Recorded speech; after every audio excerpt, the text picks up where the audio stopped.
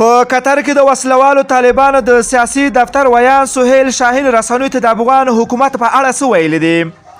په سلامونو هرکلی کوم دوستانو، خدای دې وکړي چې جوړ او روغ اوسئ. د مطلب د شیر کېدو نه مخکې دغه ویډیو راسره تر پای وګورئ. په قطر کې د وسلوالو طالبانو د سیاسي دفتر ویان سهیل شاهین رسنیو ته ویلي امریکا سره په هوکړه کې له افغان حکومت سره په مخامخ مذاکراتو په اړه هیڅ ټکی نشته دی. په قطر کې د طالبانو سیاسي دفتر ویان سهیل شاهین ویلي په دې هوکړه کې له افغان حکومت سره مذاکراتو هیڅ یادونه نه ده شوې. شاهین زیاتوي چې په دغه تړون کې یوازې د طالبانو او افغانستان د نورو جنګي لورو ترمنځ د مذاکراتو خبره شوې ده.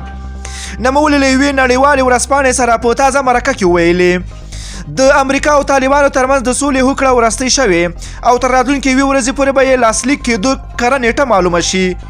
شاهین دغه راز دغه تړون د عملي کېدو تضمین لپاره د یو میکانیزم چمتو کېدو خبر هم ورکړی ده.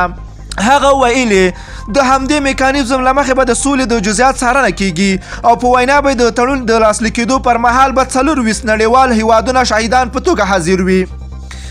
نوموړي دا څرګندونې وروسته تر هغه کوي چې افغان حکومت وایي د بین الافغاني مذاکراتو ټول حدود به افغان حکومت ټاکي او د دوی په مشرۍ به ترسره کیږي. په دې وروستیو کې د سولې مذاکرات یو ځل بیا هیله بښونکی شوي دي او افغان ولس دې ته هیلهمند شوی ده چې ډیر ژر به طالبانو سره د افغان حکومت مخامخ خبرې پیل شي او سولې تړون به لاسلیک شي. خو افغان ولس بیا وایي د طالبانو دا ډول خبرې ناهیلي کوونکې دي. افغان حکومت تل له طالبانو سره پر مخامخ او پرته له قید او شرطه په مذاکراتو ټینګار کړی ده، خو طالبان بیا له افغان حکومت سره د مخامخ خبرو رد کړی ده.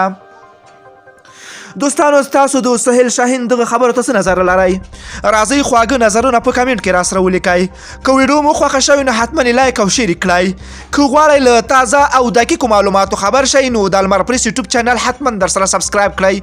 نور مو په پاک رب سپارم. الله مو مل شه، خو وخت درته غواړم.